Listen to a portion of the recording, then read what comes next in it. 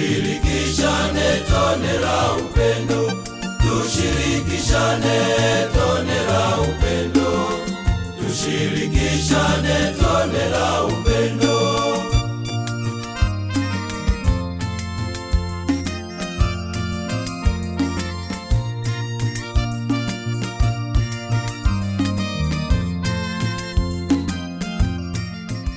Tushirikishane tone la upendo. Karibu mpendwa msikilizaji na mfuatiliaji wa St. Gaspar Media katika tafakari ya neno la Mungu katika Dominika ya 13 mwaka A wa kanisa. Liturujia ya neno la Mungu inatutafakarisha juu ya gharama na thawabu ya ufuasi wa kweli. Masomo ya Dominika hii yanatupatia picha kamili ya nini maana ya kuwa mfuasi kweli wa Kristo. Kumfuata Kristo kweli si kazi rahisi, yatudai sadaka, yatudai gharama kubwa, yatudai kujikana wenyewe, kuchukua kila mmoja msalaba wake kila siku na kumfuata Kristo katika njia yake. Matokeo ya kuishi kiaminifu ufuasi wetu ni neema na baraka tele na thawabu katika uzima wa milele. Katika Dominika hii tuombe neema ya kupokea wito wa Kristo na kuishi kiaminifu ufuasi wetu kila siku ya maisha yetu, ili tustahilishwe kupata tuzo mbinguni katika uzima wa milele pamoja naye. Masomo yetu katika Dominika hii, somo la kwanza linatoka katika kitabu cha pili cha Wafalme, sura ya 4 aya 8 hadi 11 na aya ya 14 hadi 16. Ilikuwa siku moja Elisha alikwenda Shunemu, na huko alikuwa na mwanamke mmoja mwenye cheo, naye akamshurutisha aje ale chakula. Ikawa kila alipopita njia ile huingia kula chakula. Yule mwanamke akamwambia mumewe, "Tazama, mimi naona ya kuwa mtu huyu apitaye kwetu mara kwa mara ni mtu mtakatifu wa Mungu.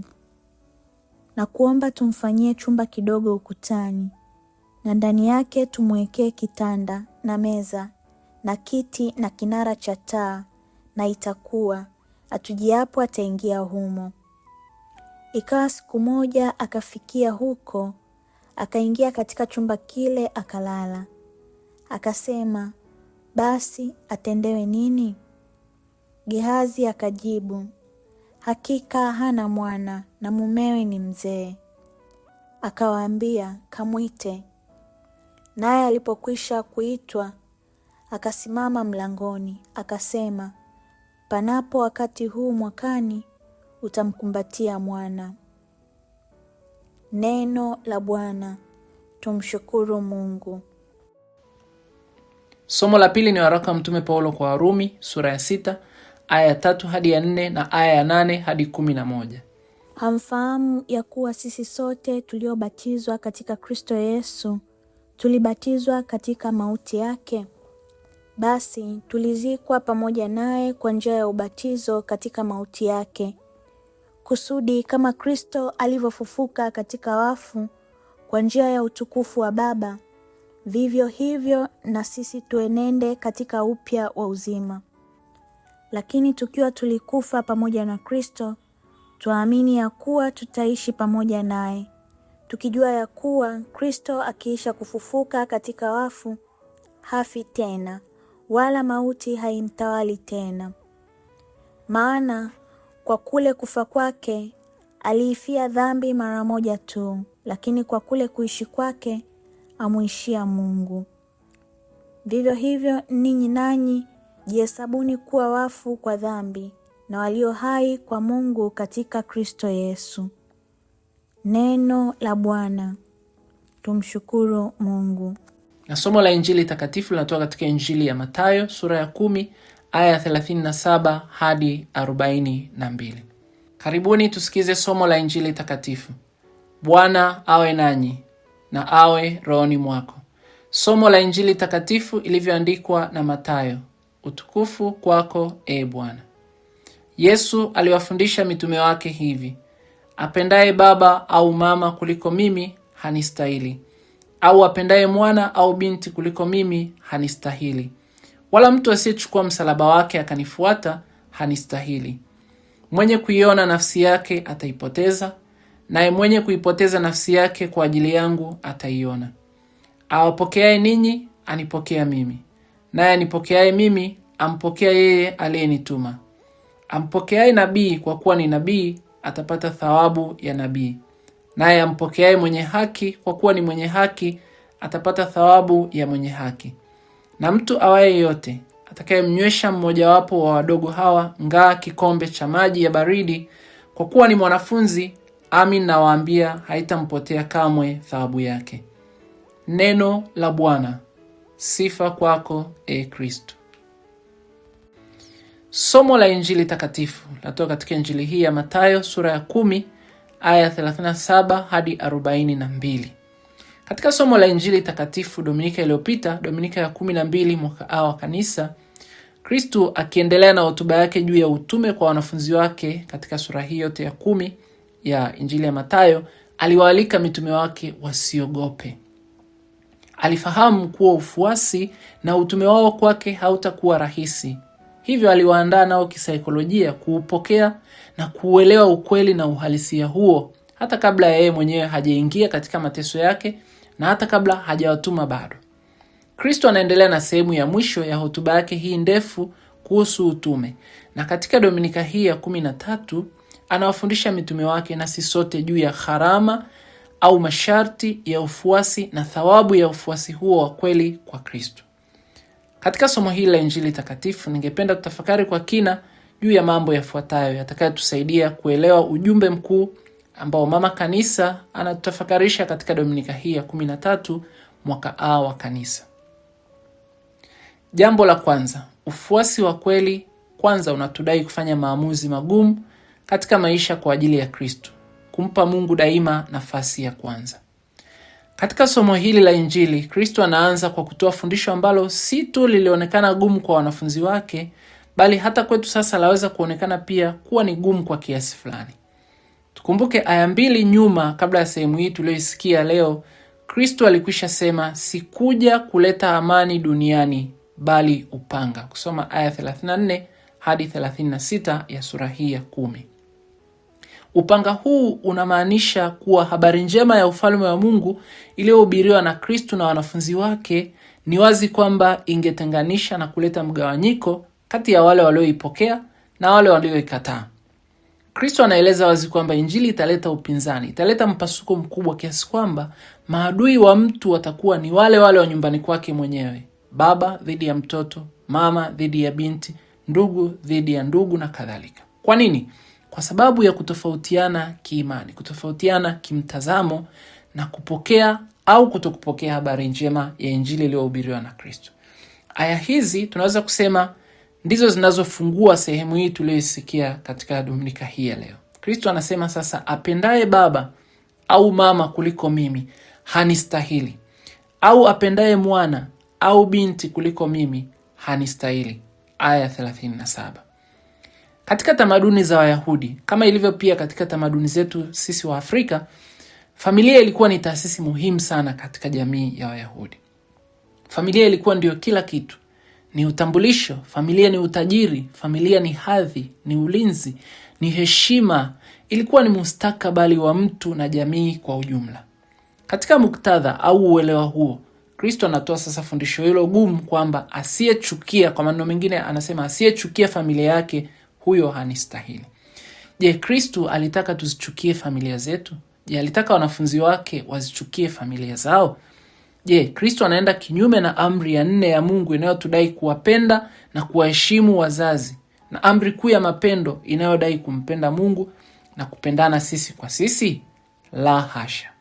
Yesu hapingi upendo wa kifamilia, wala hatufundishi kuwachukia wazazi na ndugu zetu, wala hatufundishi pia kuwaacha na kuwatelekeza. Anachokifundisha Kristo kwa wanafunzi wake hapa ni kufanya maamuzi magumu katika kumfuasa kweli, yaani au kuchagua au kuacha, au kumpa Mungu nafasi ya kwanza au kuwapa ndugu, jamaa na familia na mambo mengine mengi ya kidunia nafasi ya kwanza. Hiki ndicho anachokifundisha Bwana wetu Yesu Kristo. Ndugu mpendwa, ni wazi kuwa maisha yetu au uhai wetu, familia zetu, fedha na mali, elimu na urithi mbalimbali tulionao, kwa namna ya vitu hai au hata visivyo na uhai, vyote ni vya thamani kubwa. Lakini hayo yote ni zawadi za Mungu tu kwa mwanadamu, na tena si mambo ya kudumu, ni mambo yanayopita, ni mambo yanayodumu kwa kitambo kidogo tu. Kuna jambo la thamani zaidi kuliko haya, nalo ni kumchagua kwanza Mungu na kubaki daima katika ufalme wa Mungu, kubaki daima katika muunganiko na Mungu aliye mtakatifu sana na chanzo cha mambo yote tulionayo, hata sisi wenyewe. Hakuna kitu chochote hapa duniani kinachoweza kuchukua nafasi ya Mwenyezi Mungu. Ifahamike kuwa katika sehemu hii ya Injili Yesu hatuambii tutupe vitu tulivyo navyo. Hatuambii tuziache familia zetu. Hatuambii tuyaache maisha yetu na kadhalika. Anachotuambia hapa ni kwamba vyote ni vya thamani, lakini kuna kitu cha thamani zaidi kuliko vyote, nacho ni ufalme wa Mungu, na kwamba tunapaswa kuwa tayari kuachilia mambo mengine yote kama yanakuwa kikwazo cha kubaki katika ufalme wa Mungu, kama yanakuwa kikwazo cha kutuzuia kuitikia wito wa Mungu wa kuwa wafuasi wake. Jambo la pili, ufuasi wa kweli kwa Kristo unatudai kuchukua msalaba wetu kila siku na kumfuata Kristo katika njia yake. Kristo anaendelea kwa kutoa sharti la pili la kuwa mfuasi wake, kwamba na wala mtu asiyechukua msalaba wake akanifuata hanistahili. Katika utawala wa Warumi, katika wakati huu wa Bwana wetu Yesu Kristo, msalaba ulikuwa na ulijulikana kama chombo cha adhabu ya kifo, chombo cha fedheha, maumivu na aibu kubwa. Msalaba ulikuwa ni adhabu kwa wale waliokuwa wahalifu, waliohukumiwa adhabu ya kifo, wakishurutishwa kuubeba msalaba baada ya mateso makali kama vile kupigwa mijeledi kabla ya kusulubiwa na kufa msalabani. Kumbe, mtu aliyebeba msalaba alikuwa njiani kuelekea kwenye kifo chake, na kawaida asingeweza mtu yeyote kukubali adhabu hiyo kwa hiari yake mwenyewe, isipokuwa Bwana wetu Yesu Kristo aliyefanya hivyo kwa ajili ya ukombozi wetu sisi. Kristo sasa hapa anawaambia wanafunzi wake, yeye asiyeuchukua msalaba wake akanifuata, huyo hanistahili. Ndugu mpendwa, neno lililotumika katika lugha ya Kigiriki kuchukua msalaba, lambanei ton stauron autu, linamaanisha tendo la hiari, kuchukua kwa makusudi pasipo shuruti, au kuchagua kubeba kwa kupenda. Halimaanishi kulazimishwa kama ilivyokuwa adhabu hii mbaya na ya kufedhesha katika dola ya Kirumi. Kwa fundisho hili, Yesu anamaanisha kuwa ufuasi, kuchukua msalaba, ni tendo la mwanafunzi au mfuasi wake kuitikia wito kwa utayari wa moyo, akijua gharama yake na kuamua bado mwenyewe kwa hiari yake kubeba msalaba wake kila siku na kumfuata yeye. Mwanateolojia maarufu wa Ujerumani Dietrich Bonhoeffer katika kitabu chake kinachoitwa Gharama ya Ufuasi anasema, wakati Kristo anapomuita mtu awe mfuasi wake, anamuamuru aje afe. Wakati Kristo anapomuita mtu awe mfuasi wake, anamuamuru aje afe. Kulingana na mwanateolojia huyu Bonhoeffer, msalaba au kifo si lazima kiwe cha kumwaga damu kama alivyokufa yeye Kristo msalabani, kwa kuwa hakuna awezaye kutoa sadaka kama ya Kristo, bali ni kifo cha kujikana nafsi, ni kifo cha kuua matamanio na tamaa za utu wa kale, ni kifo cha kuua ubinafsi, ego, kifo cha kuua vilema na udhaifu wetu mbalimbali, kuacha usalama au comfort zone, usalama wa kidunia, na kusalimisha mipango yote ya maisha mbele ya Kristo. Ni kukubali fedhea, ni kukubali matusi, kukubali dharau, mateso kwa ajili ya imani na kwa ajili ya Injili ya Kristo. Kumfuata Yesu, ndugu mpendwa, kunamtoa mtu kwenye maisha ya usalama wa kijamii na kumuingiza kwenye maisha yasiyo na usalama, yenye mahangaiko, yenye fedheha, yenye changamoto na hatari nyingi, lakini yenye tegemeo kamili kwa Mungu. Kubeba msalaba ni kushiriki mateso ya Kristo kila siku ya maisha yetu.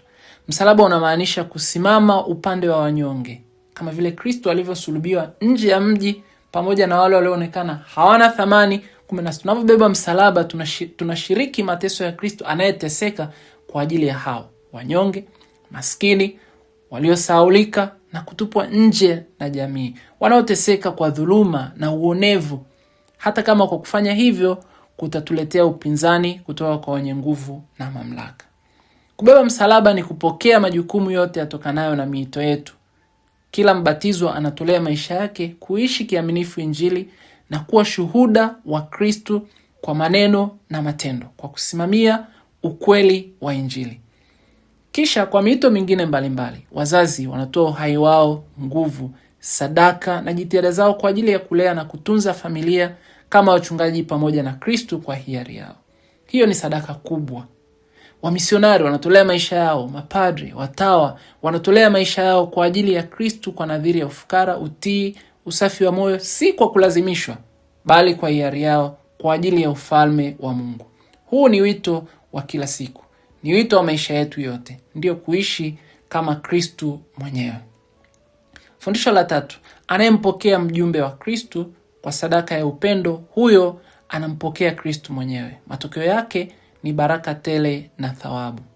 Katika sehemu ya mwisho ya injili hii, Kristo anasema, awapokeaye ninyi anipokea mimi, naye anipokeaye mimi ampokea yeye aliyenituma. Katika utamaduni wa kale wa Mashariki ya Kati na wa Kiyahudi, kulikuwa na sheria ya uwakilishi iliyoitwa shaliach kwa lugha ya Kiebrania. Kanuni hii inasema mjumbe wa mtu ni kama mtu huyo mwenyewe. Mjumbe wa mtu ni kama mtu huyo mwenyewe. Kumbe Kristo kwanza kabisa anawakumbusha mitume wake kwamba hakuna utengano kati yao wao wanaotumwa na yeye mchungaji mwema anayewatuma kwenda kutangaza injili. Wao kama wajumbe wa Kristo wanamwakilisha na wanabeba ujumbe wa Kristo mwenyewe.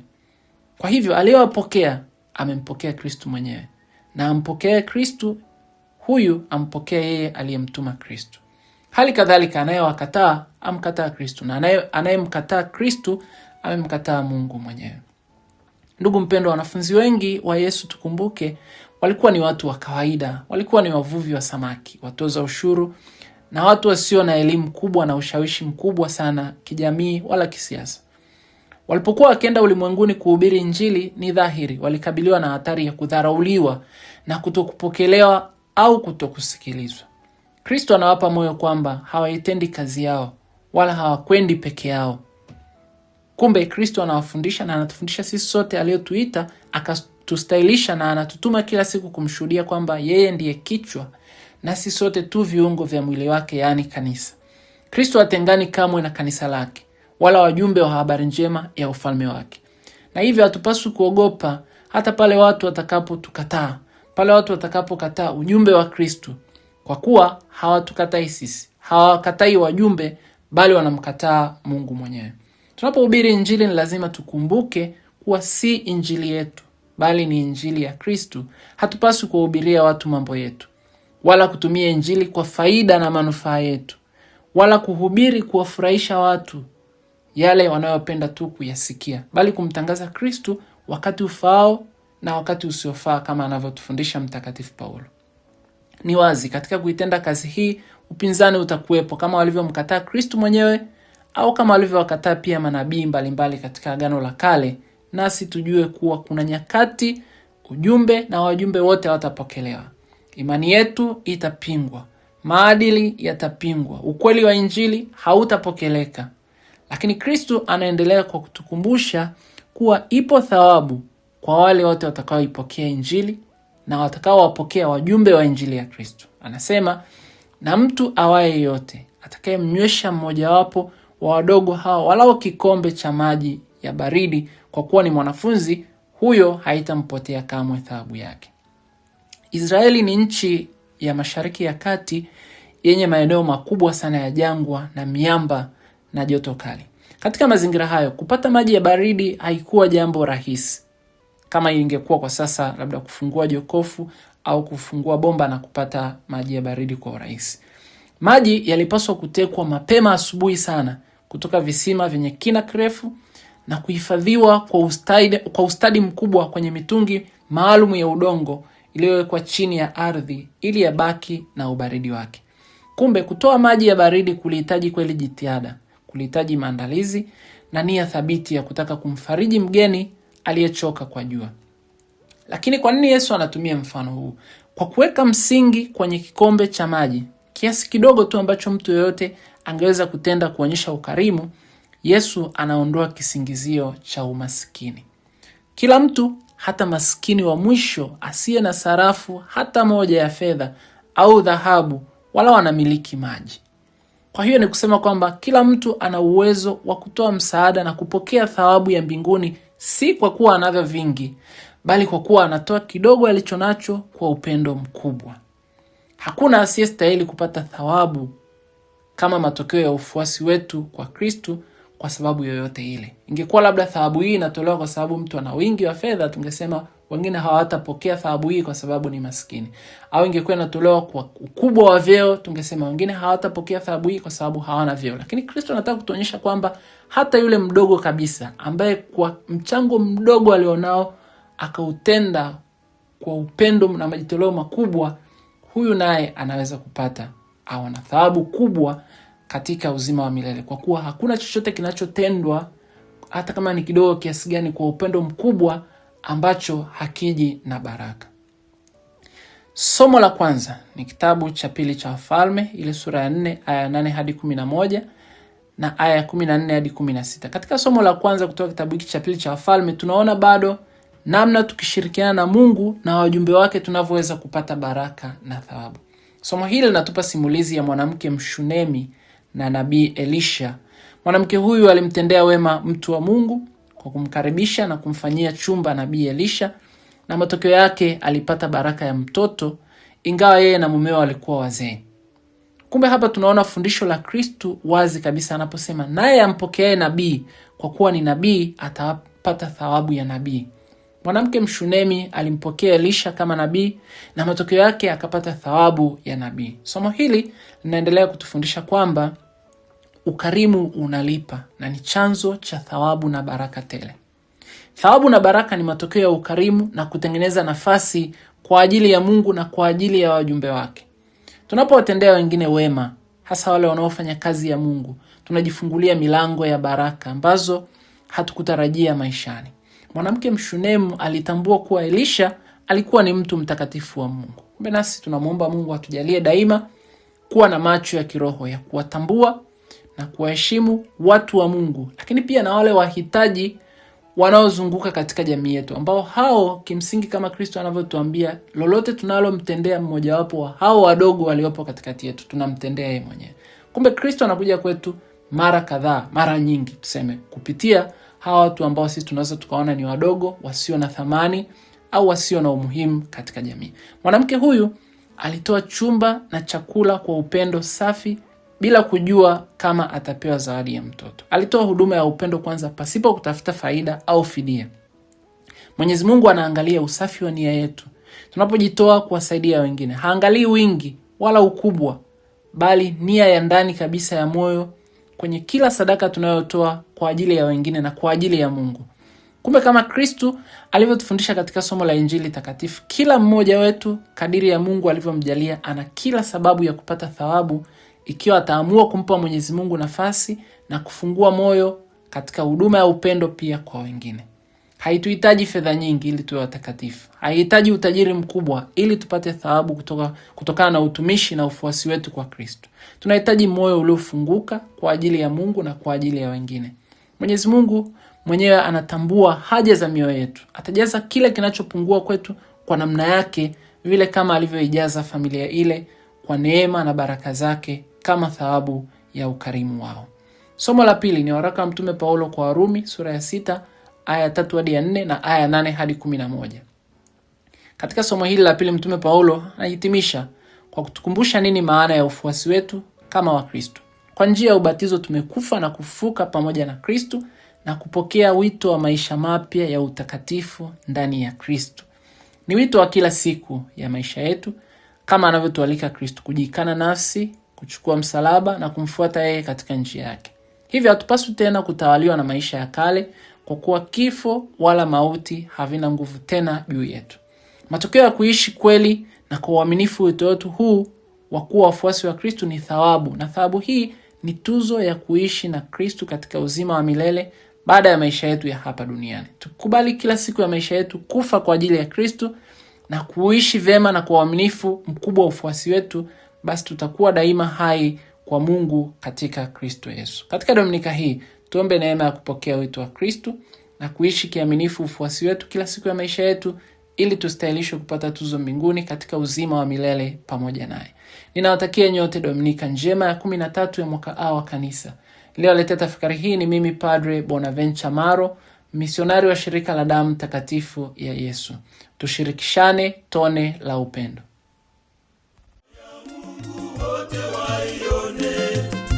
Tushirikishane tone la upendo, upendo wa damu pote uenee.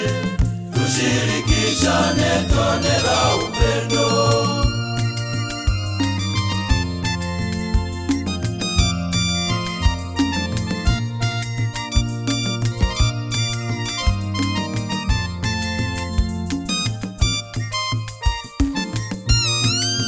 Tushirikishane tone la upendo, tushirikishane tone la upendo, tushirikishane tone la upendo.